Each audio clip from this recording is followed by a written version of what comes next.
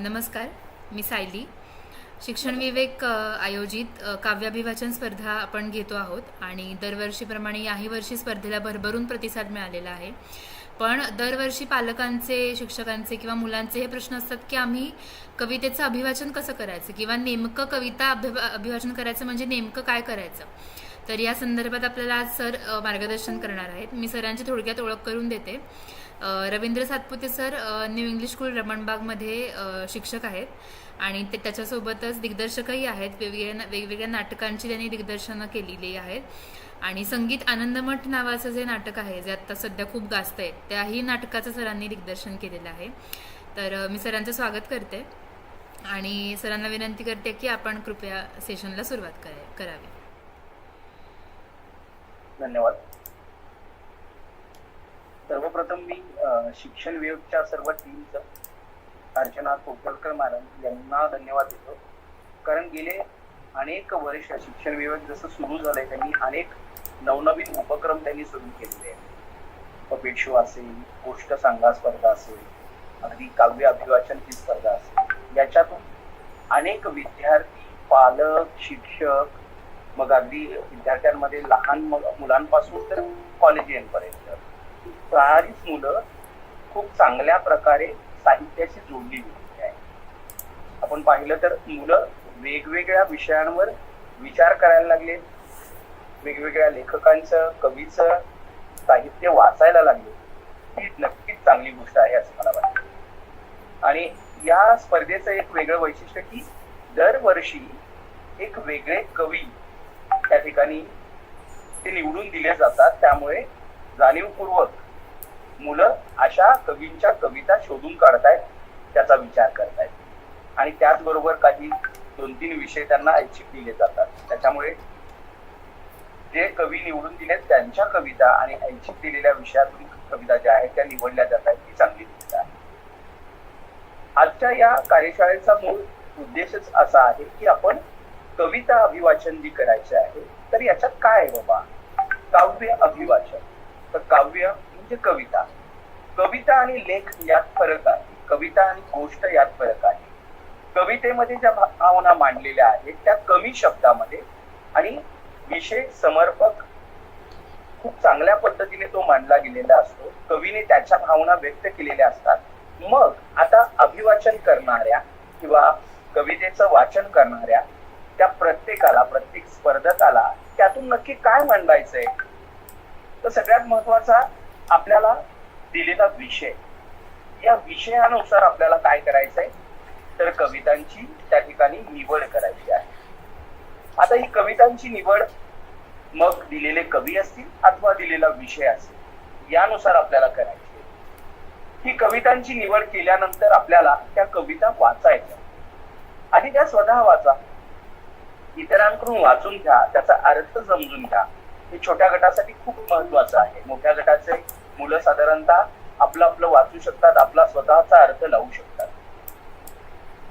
याच्यात विशेष बाब म्हणजे सगळ्यात महत्वाचं, एखादी कथा, एखादी कविता जी आहे ती कविता 1ली ते 4थीतलाही मुलगा ती कविता घेऊ शकतो, 5वी ते 7वी गटातला घेऊ शकतो, 8वी ते 10वी शिक्षक गटातले शिक्षक देखील, गुरुजन देखील ती कविता घेऊ शकतात, अथवा पालक गटातील देखील कविता ती निवडली जाऊ शकते. मग एकच कविता जरी असेल तरी मग तिचं वाचन कशा कशा पद्धतीने होणार आहे, आपल्या अनुभवानुसार, आपल्या वयानुसार त्या कवितेचं वाचन व्हायला हवं.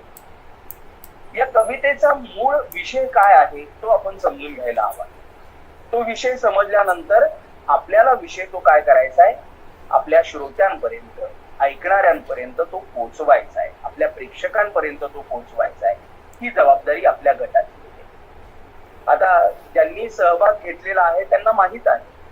ज्यांनी पहिल्यांदा सहभाग घेतला असेल तर तिथे तुम्हाला साधारणतः ही स्पर्धा वैयक्तिक नसून सामूहिक गटाची आहे आणि त्याच्यामुळे तुमच्या समूहाला, गटाला या ठिकाणी सहभागी व्हायचंय आणि यामध्ये साधारण 3 ते 5 विद्यार्थ्यांपर्यंतचा हा गट आहे. यामध्ये एकच कविता, त्यातले काही भाग करून तुम्ही सर्व गटातले म्हणून वाचू शकता एक कविता एकाने, दुसरी कविता दुसऱ्या कोणीतरी, अशाही पद्धतीने ती वाचू शकता, किंवा त्याच्यातला अर्थ अजून बाहेर आणण्यासाठी काही काही त्याच्यातला कडव्याचा भाग हा सर्व मिळून देखील वाचू शकता. हा महत्वाचा भाग आहे. सर, मी सांगितल्याप्रमाणे निवडलेली कविता, तिचा आशय काय आहे, त्या कवितेचा हेतू काय आहे, त्याच्यातून नक्की आपल्याला काय पोहोचवायचंय, हे फार महत्वाचं आहे. आणि मग ही कविता पोहोचवण्याचं माध्यम काय आहे आपल्याकडे. म्हणजे जसं आपण एखादं चित्र काढायचंय, तर चित्र काढत असताना आपली कल्पना तर असतेच, परंतु मग आपल्या हातात काय असतं, पेन्सिल असते, आपले रंग असतात.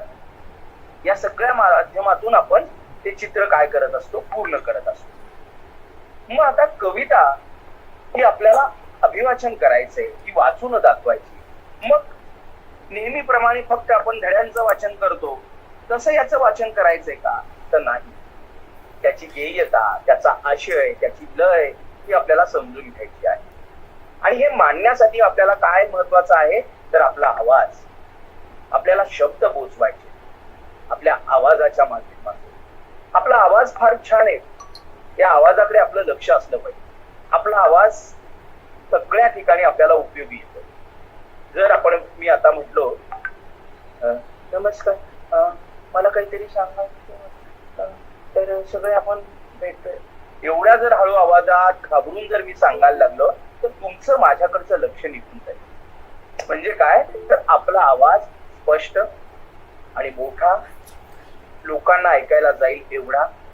म्हणजे नमस्कार एवढ्याही मोठ्याने ओरडून नाही चालणार आहे, कारण लोक काय होतील, त्याने कंटाळ्या बसतील त्यांच्या, अरे बापरे एवढ्या काय मोठ्याने ओरडतायत. म्हणजे कधी, किती, कशा प्रकारे आपण आपला आवाज वापरायचा हे आपल्यावर आहे. आता आपल्याला हे आवाज वापरायचे काही जे नियम आहेत किंवा काही क्लुप्त्या आहेत त्या मी तुम्हाला सांगणार आहे. जसं गाण्यामध्ये 3 पट्ट्या असतात वगैरे, हे सगळ्यांना माहिती आहे काही जणांना. मग आवाजाच्या किती पट्ट्या असतील, आवाजाच्या अनेक पट्ट्या असतात. म्हणजे साधं आपलं एखादं वाक्य मी घेतलं, चिवताई चिवताई दार उघड, चिवताई चिवताई दार उघड, चिवताई चिवताई दार उघड, चिवताई चिवताई दार उघड, चिवताई चिवताई दार उघड, चिवताई चिवताई दार उघड, चिवताई चिवताई दार उघड.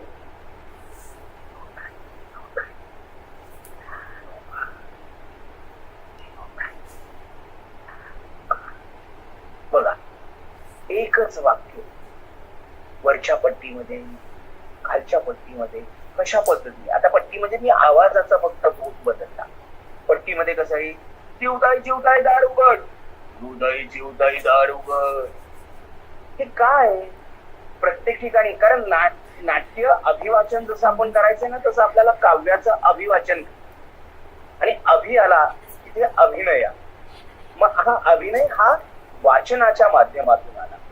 तुमचे शब्द, तुमच्या कवितेतले भाव हे देखील आपल्याला पोचवायचे.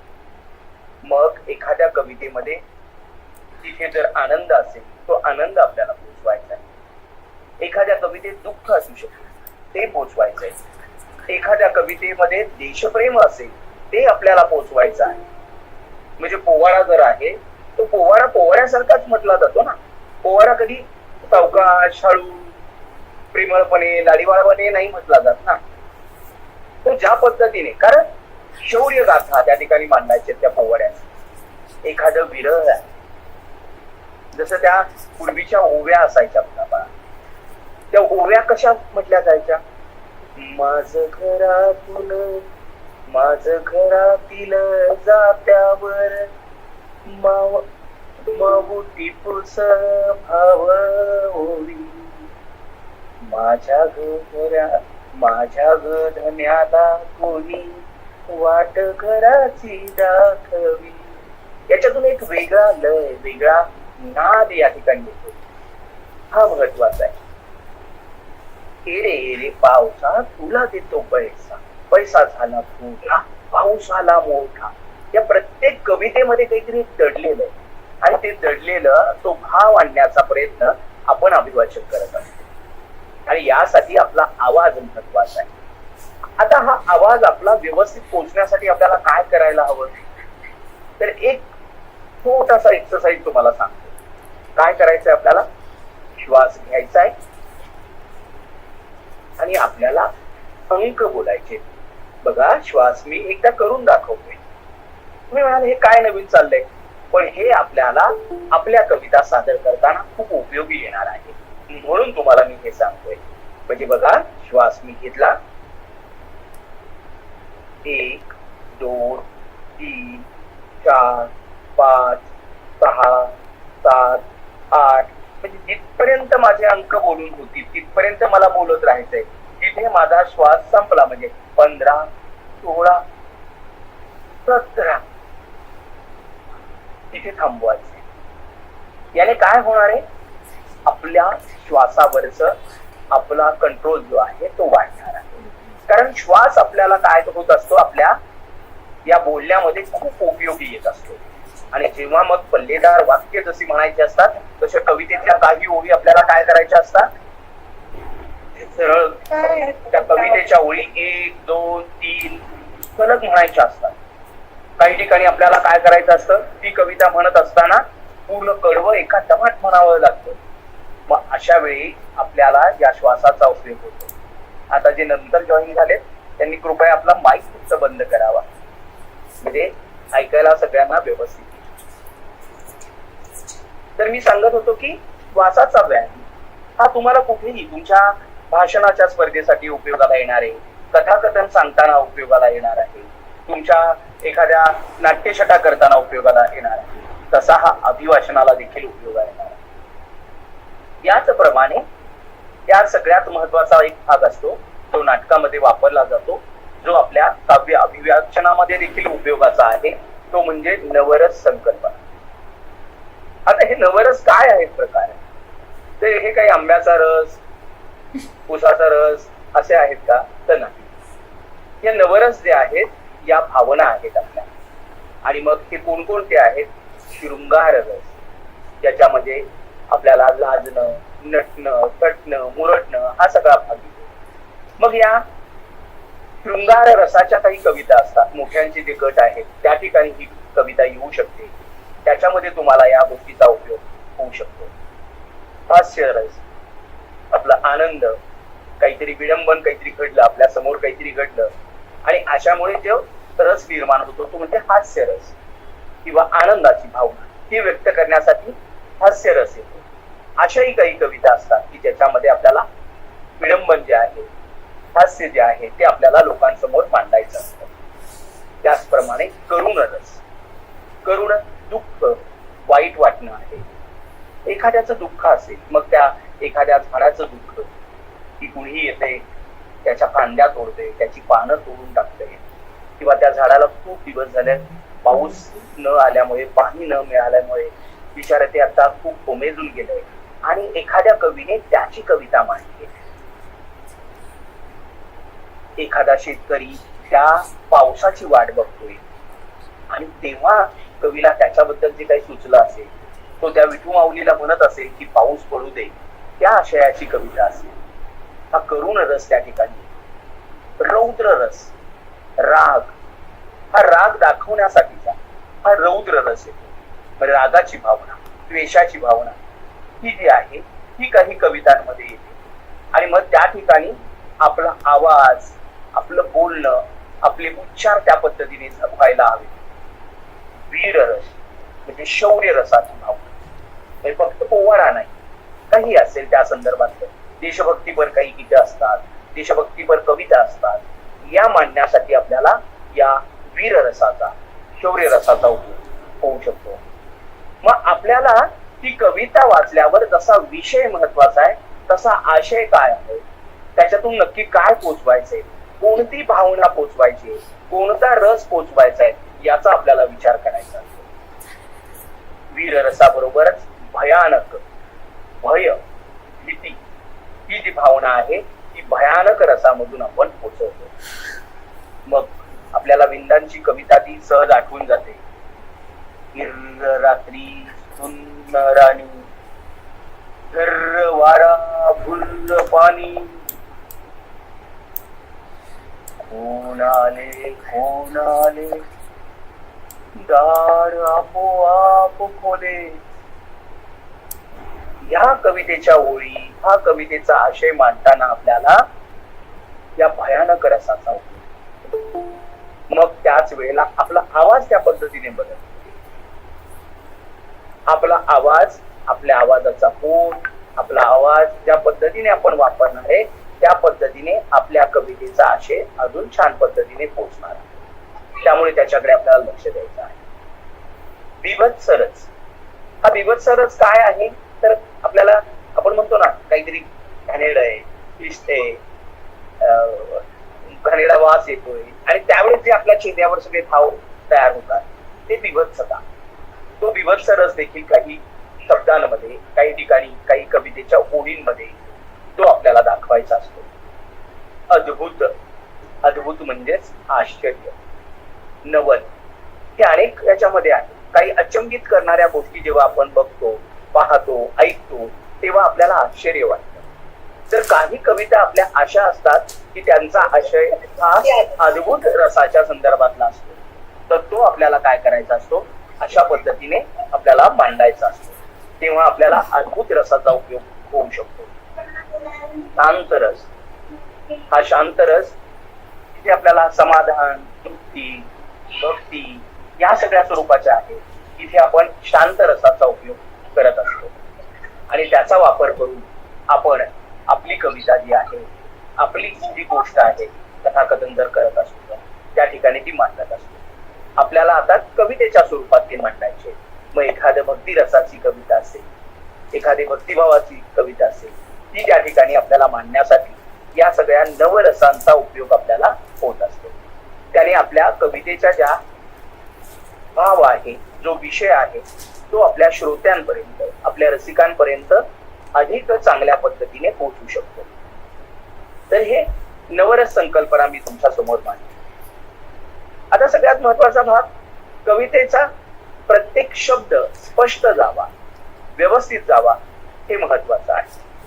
त्याच्यासाठी मी एक छोटा एक्सरसाइज आपल्या छोट्या मित्रांसाठी, मोठ्यांना या गोष्टी माहीत असतील पण लहान मुलांसाठी आपल्या गरजेचं आहे म्हणून मी हे त्यांच्यासाठी सांगतो.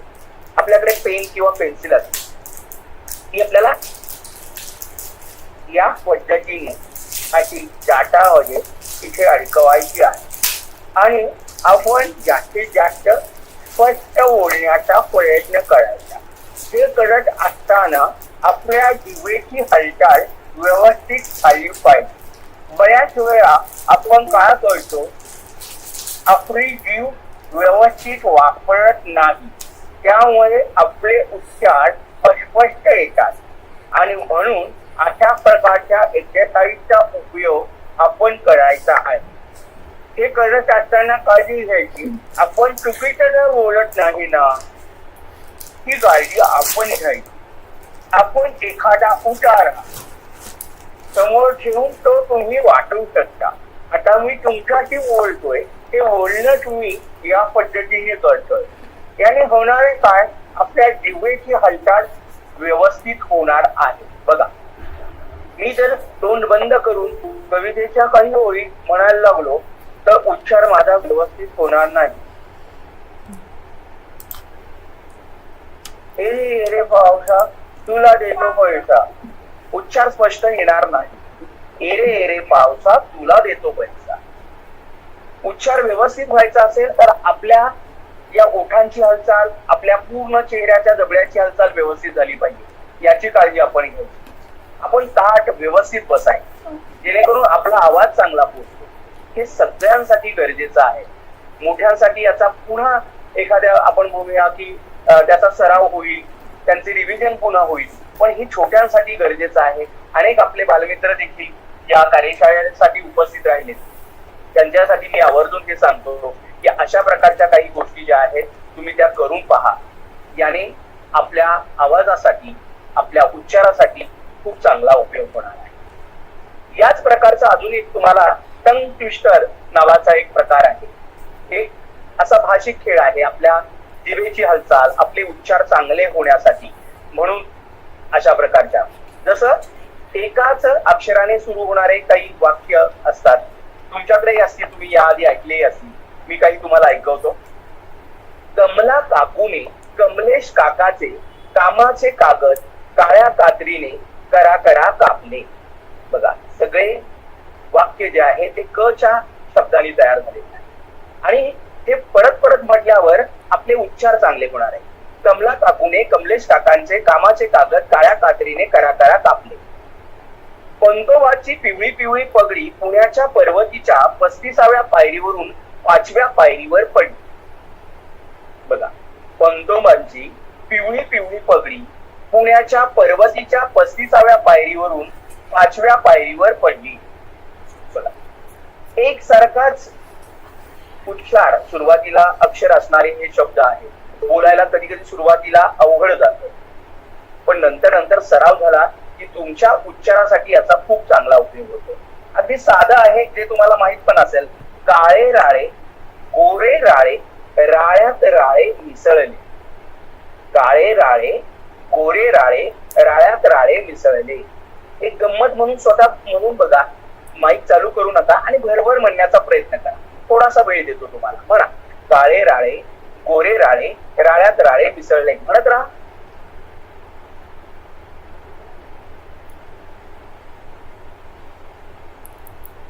शाबास, काहींनी चांगलं म्हटलं. वा, काहींनी प्रयत्न करताना काळे लाले गोले राळे गोरे राळे राळे काहीतरी झालं. बरोबर नाही? हे का होतं? कारण त्याचा सराव नसतो आपल्याला. त्याचा सराव तुम्ही केला ना, म्हणजे ळचा प्रॉब्लेम येतो, काहींना रचा प्रॉब्लेम येतो, रच्या ठिकाणी ल बोललं जातं. असे जे काही येणाऱ्या अडचणी आहेत त्या अडचणी तुमच्या दूर होतील. आणि त्यासाठी अशा प्रकारच्या तुम्ही जर नेटवर सर्च केलं ना, तर हे सगळे तुम्हाला ते पाहायला मिळतील. ते तुम्ही लिहून घेऊ शकता आणि मग तुम्ही तुमचा सराव करू शकता. तुमच्या मित्रांबरोबर अशा प्रकारची एक गंमत म्हणून तुम्ही ते खेळू शकता. याने होणार आहे काय? तुमचे उच्चार चांगले होणार आहे. तुमचे तेच तेच शब्द जर त्या वाक्यात परत परत आले तर त्याच्या चुका तुमच्या होणार नाही. यासाठी अशा प्रकारच्या एक्सरसाइजची गरज असते. ते तुम्हाला करायचे आहे. एक तुम्हाला वेगळा म्हणून ऐकवतो. बघा, अडकवतो शब्द आला. बघा, बोलता बोलता कसं आपलं हे एखादी चूक होऊन जाते, तर ते ऐकवतो मी तुम्हाला. फडक मडक मडक ही मडक मडक्या फडक्याने मडक्याचा मळ पुसायला जावं, तर फडक्याचा मळ मडक्याला आणि मडक्याचा मळ फडक्याला. गमतीदार आहे, पण तेवढंच बोलायला गेलं की ते अवघड आहे. आणि जेव्हा ते वारंवार तुम्ही कराल ना, तेव्हा त्याचा सराव होऊन ते तुम्हाला उपयोगाला येईल. आणि मी हे तुम्हाला मगाशी सांगितलं की हे केवळ या काव्य अभिवाचनासाठी नाही, तुमच्या एकंदर कोणत्याही वाचनासाठी, भाषणासाठी, नाट्यछटेसाठी, नाट्य वाचनासाठी, या सगळ्यासाठी याचा उपयोग तुम्हाला होणार आहे. ते नक्की तुम्ही करा. पुढचं एक आहे बघा, कळलेलं कळलं हे कळलेल्याला कळवलं, ही कळवलेलं कळलं हे कळलेल्याला कळेल. न कळलेलं कळण्यासाठी कळलेल्याला कळवले की कळलेल्याला कळलेलं न कळलेल्याला कळेल. गमतीच्या आहेत या गोष्टी. या तुम्हाला नेटवर नक्की मिळतील. त्या तुम्ही शोधा आणि त्याचा वापर करा. काही दिल्लीच्या पण आहेत, त्यातल्या एक दोन तुम्हाला मी ऐकवतो. कच्चा पापड पक्का पापड हे तर तुम्हाला माहितच आहे. त्याचबरोबर समझ समझ के समझ को समझो, समझ समझना भी एक समझ है, समझ समझ के जो ना समझे मेरी समझ में वो ना समझ है. किंवा तोला राम ताला तोल के तेल में तुल गया, तुला हुआ तोला ताले के तले हुए तेल में तला गया.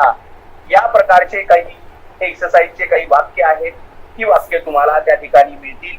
त्याचा नक्की वापर करा आणि तुमचा उच्चार चांगल्या करण्याच्या दृष्टीने अशा प्रकारच्या याचा तुम्ही वापर करा. हे माझं तुम्हाला सांगणं आहे. आता थोडं आपण कवितेच्या दृष्टीने वळूया. पहिलं मी तुम्हाला जसं सांगितलं, कवितेची निवड, त्याचा आशय, त्याच्या शब्दांवर आपल्याला जोर द्यायचा आहे, उच्चारावर भर द्यायचा आहे. उच्चार स्पष्ट येईल, व्यवस्थित येईल, याच्याकडे आपल्याला लक्ष द्यायचं आहे. आपला श्वास पुरण्यासाठी श्वासाचा एक व्यायाम मी सांगितला. असे अनेक आहेत, पण त्यातले काही व्यायाम तरी तुम्ही करा. हे तुम्हाला या काव्य अभिव्यंजनामध्ये या ठिकाणी उपयोगी येणार आहे. आता एक छोटीशी गोष्ट, कविता जी आहे मी ती तुम्हाला आता वाचून दाखवतो. जी आधी छोट्या दोस्तांसाठीची आहे आणि मग मोठ्यांच्या दृष्टीने अशा काही कविता आपण वाचणार आहोत. कोणती एक कविता मी घेतो.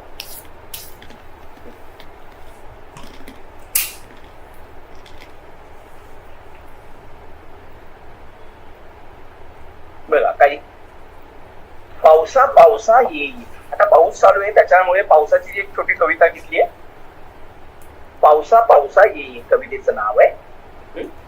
झरझर झरझर आला वारा, झरझर झरझर आला वारा, टप टप टप टप पडल्या गारा. धडम धडम ढगांचा बाजा, धडम धडम ढगांचा बाजा, कोकिळ म्हणतो पाऊस राजा. पावसा म्हणतो पाणी पाणी, धरती म्हणते घ्या नाऊनी. नदी नाल्यांना आला पूर, तेर कचरा गेला दूर. माती झाली चिंब चिंब, आता उगवतील हिरवे कोंब. गडबड करते वीज राणी, आम्ही गातो पाऊस गाणी. पावसा पावसा ये ये, पीक पाणी खूप दे, पीक पाणी खूप दे.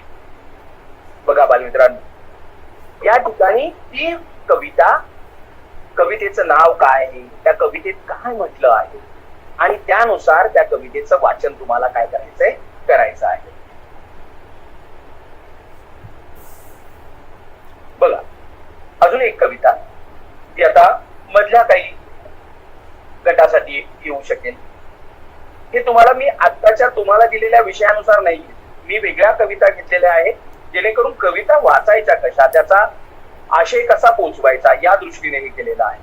काही कवितांमध्ये जसं मी म्हणालो आता की त्या ठिकाणी त्याचा यमक जुळणाऱ्या कविता आहेत, त्याच्यामध्ये काही चाल लागले, आपल्याला गायच्या नाहीयेत कविता, आपल्याला वाचायच्या. काही कवितेमध्ये त्या ठिकाणी काय केलेलं असतं, त्या ठिकाणी काही संवादात्मक पण दिलेले असतात, अशाही काही कविता असतात. जसं एक कविता बघा, कुसुमाग्रजांची कविता आहे, आगगाडी व जमीन. एक आगगाडी काय चाललीये, एका जमिनीवर जातीये, जमिनीवरून जातीये. तर आगगाडी आणि जमीन यांचा एक प्रकारचा संवाद. एक आगगाडी जेव्हा त्या जमिनीवरून जातीये आणि त्यावेळेस त्या जमिनीला काय वेदना होत आहे आणि काय घडतं त्याच्यामधला, ही कुसुमाग्रजांची ही कविता आहे. खरं तर ही छोट्यांसाठी किंवा लहानांसाठी म्हणाले की शब्दशः अर्थ तसा आहे, परंतु याचा मतितार्थ थोडासा वेगळा आहे, जो मोठ्यांना माहित आहे. की जसं आपण की एखाद्या जे गरीब आहेत, जे श्रीमंत आहेत, त्याच्यातला भेद पण आहे या ठिकाणी दाखवलेला. गरीब आणि आगगाडी याच्या स्वरूपातला तो वेगळ्या पद्धतीचा आहे. तर आता आगगाडी आणि जमीन यामध्ये हा जो संवाद आहे तो कशा पद्धतीचा आहे बघा. ती जमीन म्हणतीये, नको ग नको ग, नको ग नको ग आक्रंदे जमीन. पायाशी लोळून विन विन मोन, धावसी मजेत वेगात वरून, अनेक खाली मी चालले चुरून. नको ग नको ग आक्रंदे जमीन, छातीत पाडसी कितीक किनारे, कितीक ढाळसी वरून निखारे. नको ग नको ग आक्रंदे जमीन, जाळीत जाऊ तू बेहोश होऊन. ढगात धुराचा फवारा सोडून, गरजत गाडी ती बोलली माजून. दुर्बळ अशीच कुशाल ओरड, जगावे जगात कशाला फिकड. पोलादी ताचा या छातीत रोवून, अशीच चेंडत धावेन धावेन. चला रे चक्रानो, चला रे चक्रानो, फिरत गरारा, गरजत पुकारा आपोला दरारा. शिळन कर्कश गर्वात फुंकून, पोटात जळते इंधन घालून. शिरली खाटात, शिरली खाटात अफाट वेगात, मैलाचे अंतर फुटात गिळीत. उद्दामक गाडीचे ऐकून वचन, उद्दाम गाडीचे ऐकून वचन, क्रोधात इकडे थरारे जमीन. दुर्बळ फिकड द्वेषाने पुकारे, घुमल्या पहाड घुमल्या कपारी. हवेत पेटला सुराचा घुमार, हवेत पेटला सुराचा घुमारा. कोसळे दरीत फुलाचा डोलारा. उठला क्षणार्थ भयान आक्रोश, हादरे जंगल, कापले आकाश. उलटी पालटी होऊन गाडी ती, हजार शकले पडली खालती, हजार शकले पडली खालती. बघा विद्यार्थी मित्रांनो, या कवितेमध्ये याचा आता अभिवाचनाचं महत्व तुम्हाला जास्त कळालं असेल की कशा पद्धतीने हीच कविता, त्या कवितेच्या ओळी आपण कशाप्रमाणे व्यक्त केल्या.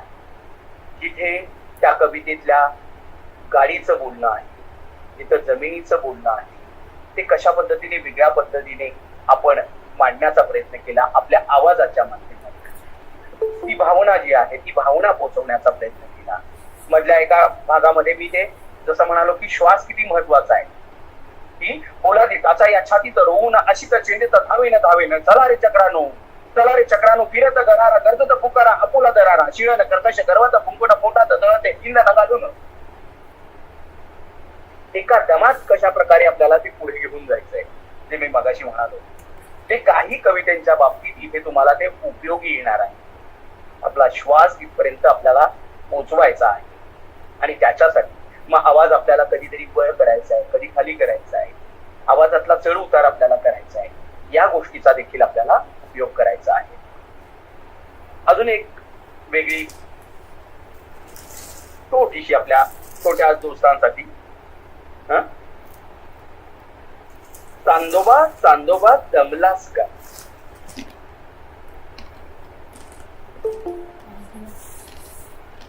सर आवाज केलाय. हो हो ठीक आहे. येतोय आता. हा, हेडफोन लावल्यामुळे मध्येच काहीतरी तो थोडासा प्रॉब्लेम येतोय. ठीक आहे. चांदोबा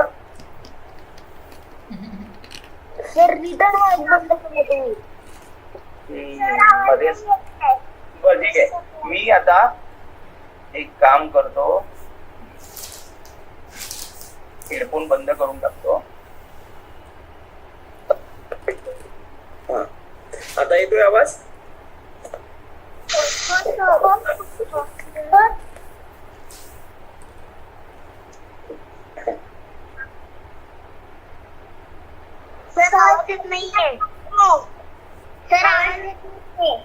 ठीक आहे ठीक आहे. आता येतोय.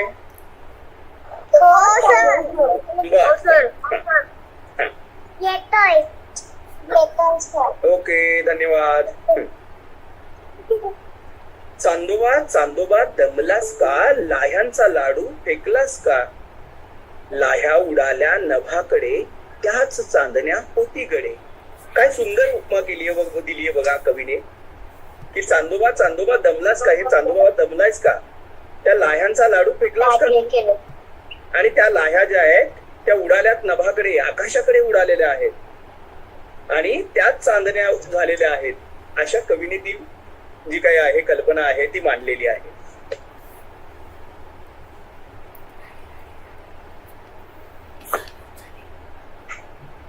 सर आवाज केलाय. सर पुन्हा आवाज केला. ओके ओके पुन्हा आवाज केला. ठीक आहे ठीक आहे. सर आवाज येत नाही. आता येतोय. तर हे बंद केले मी. काय झाले. सर तुमचा आवाज येत नाहीये. ठीक आहे. सर आवाज येत नाहीये. हॅलो, येतोय आता.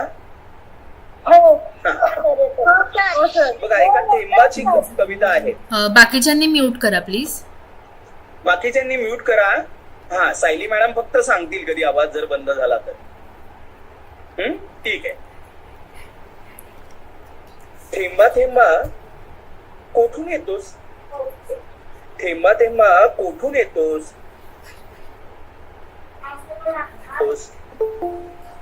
थेंबा थेंबा कोठून येतोस, कोठे जातोस, कोठे राहतोस. थेंब बघा काय म्हणतोय. बाळ मी लांबून येतो, उंचावरून येतो आणि जमिनीच्या पोटात शिरतो. थेंबा थेंबा खरं खरं सांग, कोठून येतोस, कोठे जातोस? मी जमिनीवरून येतो, मी जमिनीवरून वर जातो, आकाशातून खाली येतो, खाली नि वर, वर नि खाली, येतो नि जातो, जातो नि येतो. अरे आकाशातून येतोस हे तर खरं आहे, पण खालून वर जातोस कसा? उन्हाळ्यात फार ऊन पडतं ना, मग आम्ही खूप खूप तापतो, वाफ होऊन आम्ही वर जातो, वर जाऊन खूप खेळतो, तिकडून सर आवाज मला आवाज येतो. आता येईल. येतो. उन्हाळ्यात फार ऊन पडतं ना, मग आम्ही खूप खूप तापतो, वाफ होऊन आम्ही वर जातो, वर जाऊन खूप खेळतो, तिकडून तिकडे तिकडून इकडे, धावतो, पळतो, डोलतो, लोळतो, मग खाली येतो. आम्ही खाली नसलो तर नद्या नाले आटतील, तळी विहिरी आटतील, शेते सुकतील, मग खाल काय, प्याल काय? खरंच भाऊ, किती तुझा उपयोग आहे रे. म्हणूनच म्हटलं आम्ही असतो वर आणि मग येतो नंतर खाली जर जर जर. तर अशा प्रकारे ही थेंबाची कविता आहे. आपल्या बालदोस्तांनो, अशा प्रकारच्या कविता निवडा आणि त्याच्यातून छान छान जे काय आशय आहे तो आशय पोहोचवण्याचा प्रयत्न करा.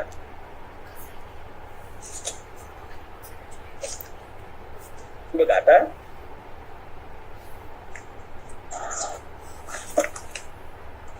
एक वेगळी कविता. सुट्टीच्या दिवसात वाटते खुशाल आकाशात उडावे, सुट्टीच्या दिवसात वाटते खुशाल आकाशात उडावे, इंद्रधनुच्या घसरगुंडीवर खाली वर वर खाली व्हावे. अरे माझी कविता आहे तिसरी. काय छान कल्पना आहे बघा. सुट्टीच्या दिवसात वाटते खुशाल आकाशात उडावे, इंद्रधनुच्या घसरगुंडीवर खाली वर वर खाली व्हावे. सुट्टीच्या दिवसांना असतो वास निराळा घमघमणारा, सुट्टीच्या दिवसांना असतो तो वास निराळा घमघमणारा, उन्हातही अंगाला बिलगे माळावरचा उन्हाळ वारा. सुट्टीच्या दिवशी जादूने अद्भुत होते नेहमीचे जग, सुट्टीच्या दिवशी जादूने अद्भुत होते नेहमीचे जग, मळक्या विटक्या वस्तूंवरती नवतेजाचे चमके झगमग. सुट्टीच्या दिवशी शरीरातून प्रचंड शक्ती राही उसळत, वाटे पोहू साती सागर गगनचुंबी ओलांडू पर्वत. सुट्टीच्या दिवशी शरीरातून प्रचंड शक्ती राही उसळत, वाटे पोहू साती सागर गगनचुंबी ओलांडू पर्वत. सुटे भान काळाचे सगळे, सुटे भान काळाचे सगळे, सुट्टीमध्ये कसे काय ते. आठवड्या महिन्या वर्षाचे कालचक्र मोडूनच पडते, आठवड्या महिन्या वर्षाचे कालचक्र मोडूनच पडते, मोडूनच पडते. तर अशा प्रकारे तुम्ही वेगळ्या कविता छान छान निवडू शकता. थोडीशी या ठिकाणी वीज गेल्यामुळे थोडासा अडथळा निर्माण झाला. या ठिकाणी काही अंधार खूप झालेला आहे, मध्ये मध्ये काहीतरी तांत्रिक कारणामुळे माझा माईक मध्येच म्यूट होत होता, चालू करायला लागत होता, त्याबद्दल क्षमस्व. आता आपण थोडस तुमच्याकडे तुमच्या काही प्रश्नांकडे येऊ.